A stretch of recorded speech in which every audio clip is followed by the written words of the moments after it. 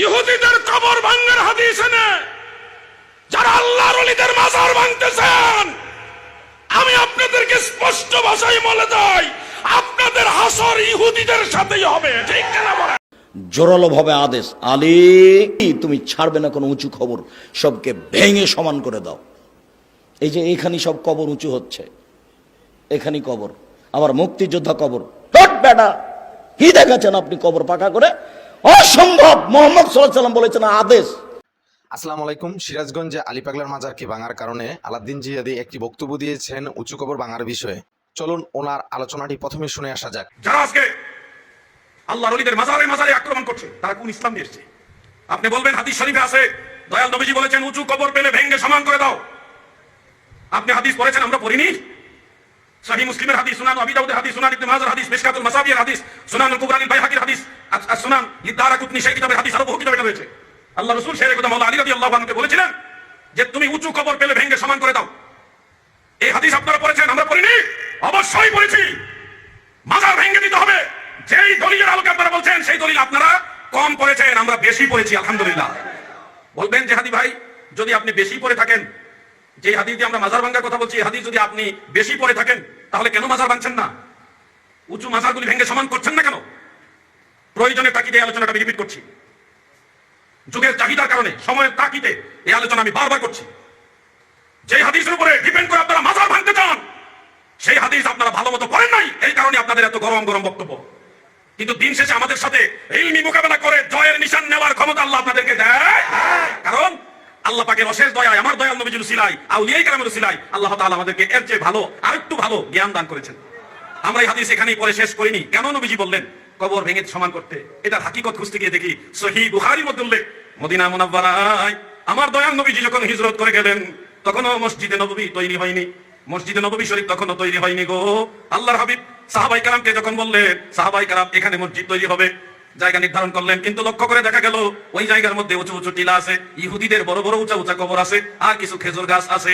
আমার দয়াল নবী বললেন, সাহাবীরা রে, তোমরা এই খেজুর গাছগুলি কাটো, উঁচু টিলাগুলি সমান করো, আর উঁচু কবরগুলি ভেঙে সমান করে দাও।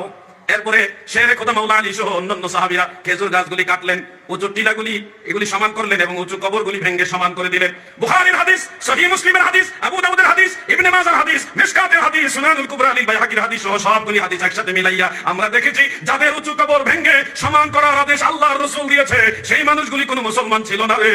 যেই মানুষগুলির কবর ভেঙে সমান করার আদেশ দয়াল নবীজি দিয়েছে, এগুলি ইহুদিদের কবর ছিল। সেই ইহুদিদের কবর ভাঙার হাদিস এনে আপনারা আল্লাহর ওলিদের কবর ভাঙতে চান।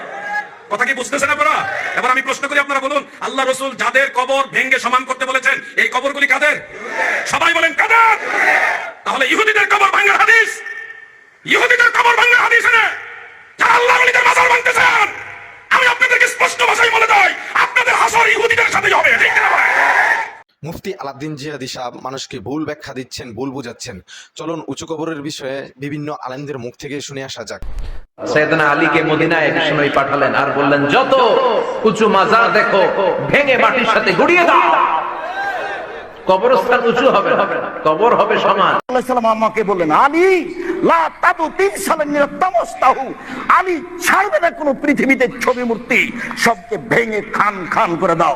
তিনি বললেন, ওয়ালা কাবরান মুশরাফিন আলা সাওয়াইতাহু, ছাড়বে না তুমি উঁচু কবর, সবকে ভেঙে সমান করে দাও। দেশে কোথাও উঁচু কবর থাকবে না, দেশে কোনো ছবি মূর্তি থাকবে না। প্রথমত কবরে টাইলস লাগানো জায়েজ নেই। নাহা রাসূলুল্লাহ সাল্লাল্লাহু আলাইহি ওয়াসাল্লাম ইউজাসাল কবর, কবর বাধাই করতে রাসূলুল্লাহ নিষেধ করেছেন। ও আইয়ুব না আলী কবর উপরে বিনা করতে, অর্থাৎ উপরে উড়াইতে নিষেধ করেছেন। হ্যাঁ, কবর বাধাই করতে নিষেধ করেছেন, কবর উপরে কিছু উড়াইতে নিষেধ করেছেন, গর্ত দিতে নিষেধ করেছেন। ও আইয়ুব তাবা আলী, কবরের নাম লিখতে নিষেধ করেছেন। হাদিস, সহিহ হাদিস। আপনি হাদিসের অনুসারী হয়ে থাকেন, আপনাকে এটা মানতেই হবে। এটা তো আপনাকে কবরের নাম লেখা নিষেধ। আপনি কবর দিয়ে কি?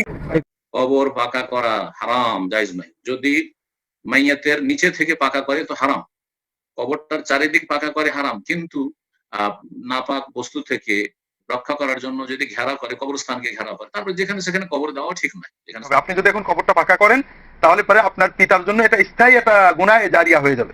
আল্লাহ রাসূল সহিহ মুসলিমের হাদিস, নাহা রাসূলুল্লাহ সাল্লাল্লাহু আলাইহি ওয়াসাল্লাম আন তাজসিসিল কুবুর ওয়াল বিনা'i আলাইহা ওয়াল কিতাবাতি আলাইহা ওয়া জিয়াদাতি ফিহা।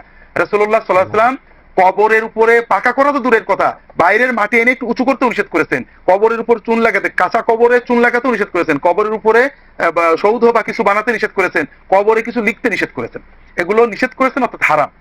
জোরালো ভাবে আদেশ, আলী ছাড়বে না কোনো ছবি মূর্তি, সবকে ভেঙে খান খান চূর্ণ করে দাও। আলী তুমি ছাড়বে না কোনো উঁচু খবর, সবকে ভেঙে সমান করে দাও। এই যে এখানে সব কবর উঁচু হচ্ছে, এখানেই কবর, আবার মুক্তিযোদ্ধা কবর। হট বেটা, কি দেখাচ্ছেন আপনি কবর পাকা করে? অসম্ভব। মোহাম্মদ সাল্লাল্লাহু আলাইহি ওয়াসাল্লাম বলেছেন আদেশ। কে এমন মায়ের বেটা আছে যে মায়ের বেটা দলিল নিয়ে আমার মুখের উপরে কথা বলতে পারে?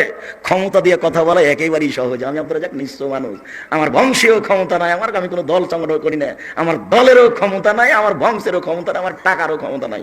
যে কোনো সময় আপনি প্রতিশোধ নিতে পারেন, প্রতিশোধ নিতে সমস্যা হবে না। তবে আমি আব্দুর রাজ্জাক বিন ইউসুফ বলছি, মুহাম্মদ সাল্লাল্লাহু আলাইহি ওয়াসাল্লাম বলেছেন উঁচু কবর ভেঙে দিতে হবে। এবার বলছি, দেখি কোন মায়ের বেটা এই কথা 19-20 করতে পারে, এমন কোন মায়ের বেটা পৃথিবীতে জন্ম নিয়েছে, তার সাথে আমি মুখামুখি হতে প্রস্তুত রয়েছি। উঁচু কবর কেন? কি দেখাতে চাচ্ছেন আপনি? কি বলতে চাচ্ছেন আপনি?